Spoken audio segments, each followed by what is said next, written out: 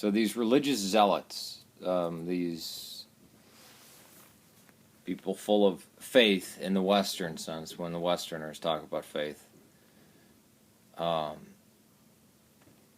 TV calls them fundamentalist atheists, which I agree. Most of them come out of some form of Western Christianity, fundamentalism, and they become atheists and they say Jesus didn't exist. Why? Because they believed in the Bible, as if the Bible is one book, or as if the New Testament was one book, or as if it agrees with as if the books agree with each other, as if it's a manual for living. They read the New Testament like it's one book instead of, okay, here's one writer, here's another writer. Hey, this writer is trying to contradict that writer on the point of, is it just for the Jews, or is it only for the Gentiles, or is it for both?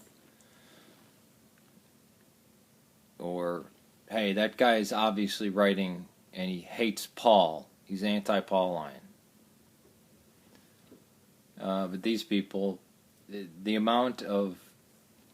ludicrous amount of ignorance and stupidity. I mean, there was a thing going around about 7 years ago, saying that they found the bones of Jesus, and they said, "Oh, that's a bunch of Christian hooey, these Christians trying to prove Christianity." If you found the bones of Jesus, you would disprove Christianity. In fact, it's a lot easier to disprove Christianity by using the historical method and affirming the existence of Jesus than it is saying, "Oh, he didn't exist." Because when you say, "Oh, he didn't exist," it means you know jack about the sources. No New Testament scholar, and there's plenty, a giant minority, like 30% of New Testament scholars that are agnostic or anti-Christian. And they won't say Jesus didn't exist because they know that he did. It's proof. Now again, evidence is not proof, but to this point, so much evidence that we could say it's a proven historical fact that he existed. John Dominic, Carson, Marvin Myers, Dale Martin, Bart Ehrman. I mean, I can just keep listing them off. Yeah, he existed.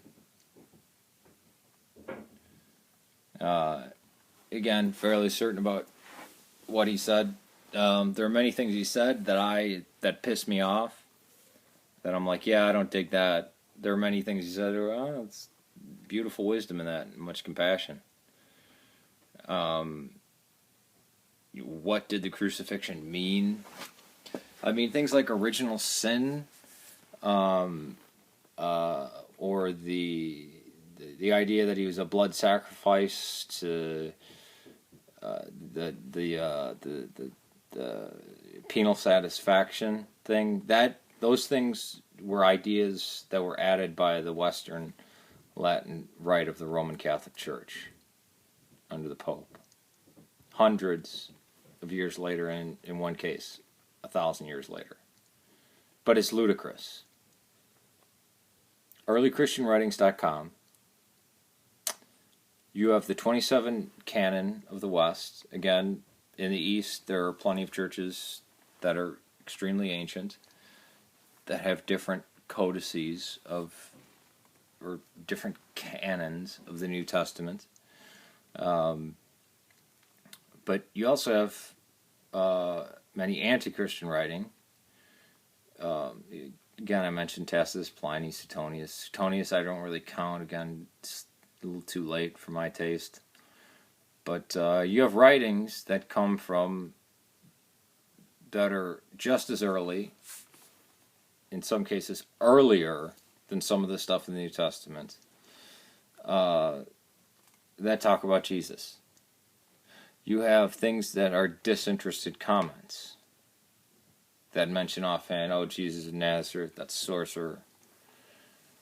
Yeah, he apparently raised some people from the dead. And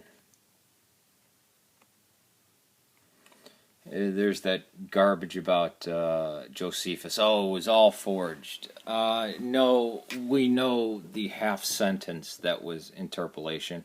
Not to mention, we have copies of Josephus that were not copied down by Christians. They were by Arabs, and they don't have certain parts in there, but they still talk about Jesus in that area where Josephus talks about Jesus. And then you go down, and James, the troublemaker, the brother of Jesus, natural-born son of Joseph and Mary. I believe that historical evidence points to the fact that he was a Samaritan. You have independent writings, meaning that they're not relying on each other. Mark and John did not rely on each other. They're the two earliest, I believe. I think Luke was the last. And Luke was written to counter Matthew. Just like the pastoral epistles were written to tone down Paul, to rein in the Pauline writings. And to counter the writing of Paul and Thecla. But the Didache, the Epistle of Barnabas, earlychristianwritings.com. And you don't just get one translation, you get 3 to 5 translations of the same work, so you can keep reading them. But just reading just the Gospel of Mark as it is, it reads as typical, reliable historical document. Though you'll notice that the last third is obviously earlier. And to me, it's obviously an eyewitness account. Papias says that it was written that the writer of Mark knew Peter, or Peter had talked to him or told him about some things. But yeah, again, saying that there is a historical Jesus does not mean, therefore, there must be the Trinity and Christ rose from the dead and there's original sin and the Pope is infallible. I don't know why people make that jump. If I were so inclined, I could... Disproving a religion is kind of oxymoronic because it's a religion, but I could disprove Christianity if I so chose by using historical evidence. And I would affirm the existence of Jesus. Say Jesus didn't exist, you do nothing to Christianity.